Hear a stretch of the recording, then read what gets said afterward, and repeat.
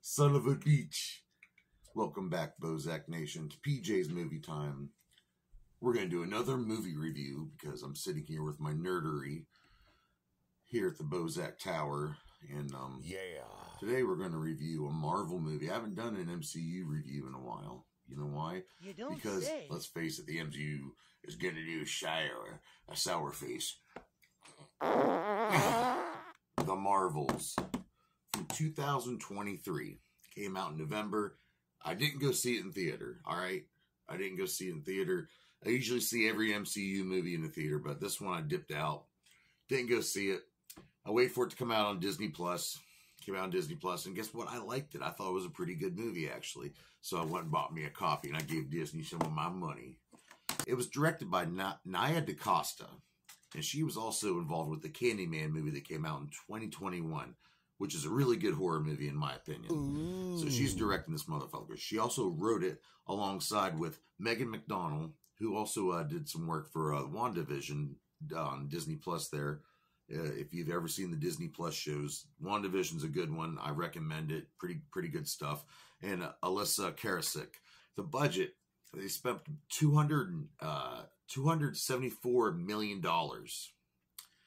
And unfortunately, the box office was only $206 million. It happens. Marvel's been kind of on a slump. Things have been a little wish-washy. Shit kind of sucks. I watched the Secret Invasion show thinking it was going to be involved with this movie. And Secret Invasion, first of all, I didn't like that movie. Not a fan of that series at all. And it really has nothing to do with this movie, The Marvels. So I don't know if Secret Invasion happens after The Marvels, before. I'm assuming after. But yeah, we got that going on. And, so... Plus, you have to see the Miss Marvel show on the Disney Plus. So a lot of people complain, "Oh, I want to see these movies, but I have to see all these other shows for everything to make sense." And I'm like, that's to me that's kind of like a part of the experience, And starring in this motherfucker, we got Brie Larson reprising her role as Carol Danvers, Captain Marvel. I will say she has improved quite a bit in this movie, in my opinion. And we have Tiana Paris playing Monica Rambeau, who I guess in the comics she was known as Spectrum. And she was also on Mad Men. She's a really good actress. And she's pretty sexy, too. Yeah. We have Iman Vellani playing Kamala Khan, Ms. Marvel. This girl was perfect for this role. She's funny. She's on point. She's like built for this role, in my opinion. And we have Zawe Ashton playing Dar-Benn, who's a Kree Empress, or whatever she called herself. Things have changed since the Captain Marvel movie. Hala, the original place where Carol lived for years and years, well, it went under a big civil war after she destroyed the Supreme Intelligence, pretty much destroying the atmosphere, the water, the planet, the sun's going to shit. So Dar-Benn's trying to restore her planet, restore her people.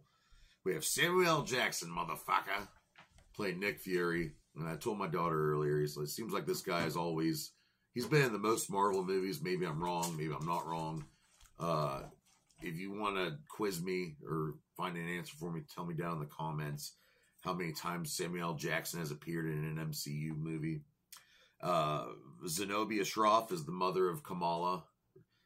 Great mom, and the dad played by Mohan Kapoor, really good. And the brother Sagar Sheikh was really good as the brother Amir. Amir was his name. I really love the whole family element. I think some people don't like the whole families being involved fighting, superhero wars and all that. But I think it's cool. They did it in Blue Beetle too. The whole family helping out. I like the unity. I'm all about the family. Whoop, whoop. Well, Dar-Benn, like I said, she's trying to restore her planet. They can't breathe, barely breathe the atmosphere. The water's destroyed from their civil war. They're trying to make a peace with the Kree again. Well, she finds one of the other bangles, very similar identical to the one Kamala Khan has, to give her Ms. Marvel powers. But she's got this, and she's trying to manipulate. Pretty much, it's what created the grids of the hyper, when they travel to planet to star system across galaxies, they're using this very intricate pattern of wormholes. And these artifacts, these bands were used to create it. So Darben's trying to pretty much literally create holes in the atmosphere of another planet to suck out all the air to her planet. Kind of like Spaceballs, if you ever seen the movie Spaceballs, where they're trying to steal the air from another planet. And her son's dying, their water. So yeah, she's out there. But when she does this, at the same time, we got some other things going on. Like Monica Rambeau's out there at the Sabre space station that Samuel L. Jackson, Nick Fury, is running right now. He's up there in space. He spends most of the time up in space, motherfucker. So she's out there tangling around. She notices a rip in the grid system. And they all touch at the same time. So her, Kamala, Carol are all intertwined. Each time they use their powers, they switch spots conveniently. So you get to see some funny stuff like Captain Marvel showing up back on Earth in Kamala's house fighting some Kree soldiers. You get to see Kamala floating around in space in Monica Rambeau's spacesuit. It's pretty cool. They all switch around. Eventually, they all get on the same page, and they gotta find out a way to stop Darben. It is the 33rd film in the MCU timeline. The makeup was really well done. They go to this planet Aladna, I think. It's like a water planet, mostly water, and there's like these siren-like people. They sing to talk, and the makeup was done really well. The makeup artist was David White, and I tell you what, just for that scene alone, it's silly and yes, you do get to hear Captain Marvel sing, because that's how they communicate on this planet. But they're really good, really good. I give them props for that makeup. The cinematographer for this was Sean Bobbitt, who did a lot of work on Unforgiven, and they had to build a lot of sets. I mean, 5 spaceships. I mean, talking about space pods, 5 different planet sets.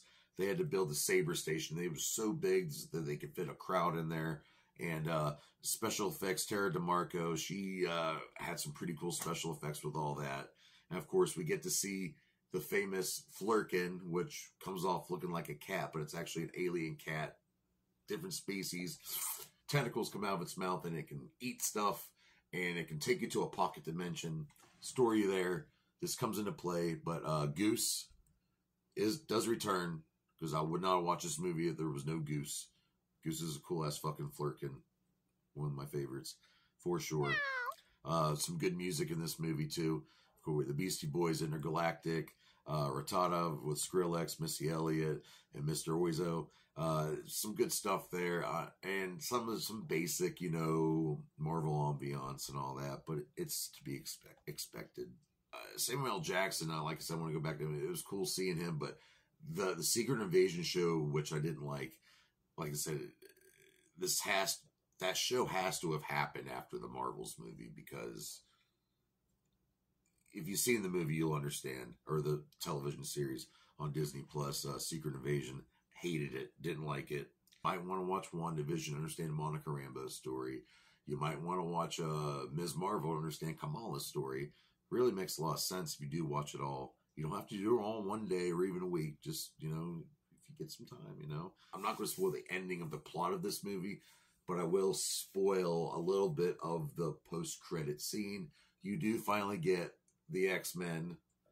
It does happen. Yes. Finally. Not of the MCU universe that we are used to, though. That's all I'm going to say. But boy, am I ready for Deadpool, because that's what it makes me think of when you see the post-credit scene. So yeah, check it out. It's on Disney Plus right now, The Marvels. It's pretty good. Samuel L. Jackson, I know I've mentioned him a million times. The great cast, decent villain. It could have been a little better, but she did pretty good. Like I said, the makeup was cool. The sound effects were cool. The special effects were even cooler. You got to see some cool stuff with the space station and the ejecting pods, and of course the Flurkins. Yes, that's all I'll say. So what do I rate the Marvels? I'm going to have to rate the Marvels 3 out of 5 dog dicks. And that's a good rating. So I tell you what, next time here on PJ's Movie Time, this last week I did a DC Detective Comics movie. This week I did a Marvel movie. Next week, how about I do a superhero movie that's not from DC or Marvel? I'll give you some choices here in a few days. So check in next time on PJ's Movie time.